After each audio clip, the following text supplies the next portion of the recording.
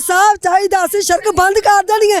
4 दिन हो गए असं ठीक लिया, सानू इंसाफ नहीं मिला। सारी दुनिया वेंदी पई, कोई नहीं वेंदी पई।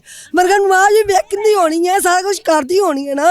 असं तड़फड़े पैसे सवेरे भी ऐलान कर दिता।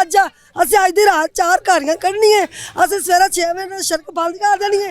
साढ़े अगे कोई अर्ज नहीं असीं हुण करदे पर ना असीं कित्थे बैठी मरियम नवाज, उनदा शहजादा, उनदे बेटियां वर्गा बेटा, मां है ना वो कित्थे आ।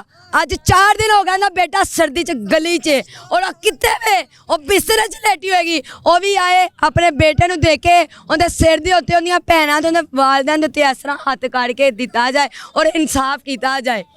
हमारी कोई बात नहीं सुन रहा। मरियम नवाज के आगे अपील है कि हमारे भाई का केस CCD वाले को दिया जाए और कल शाम तक टाइम है। अगर ना बात किसी ने सुनी, आज हम गली में हैं, कल हम सड़क पे जाएंगे और हमारी लाशें आप उठा के तो फिर ले जाना जिधर जिधर बांटनी है। वो सासा जिंदगी कोई लोड़ नहीं, इसे मरे गया सब ट्रक लगा दे तो सबर शुक्र करके अजी। हाँ और राइवंड वाली बात सुनी है, 20 रुपए से शुरू हुई बात और कत्लो गाड़े तो उसने खुद आके उसका इंसाफ दिलाया।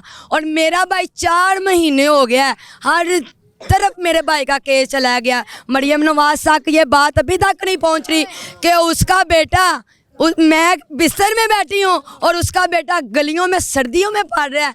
और देखे रुल रुल के क्या हाल हो गया है। अब तो हमारे बाबा जानी भी हमसे नहीं देखे जाते। हमारा दिल करता है हम सड़कों के ऊपर जाके लेट जाएं, हमारे ऊपर से भी गाड़ियाँ गुजरी जाए।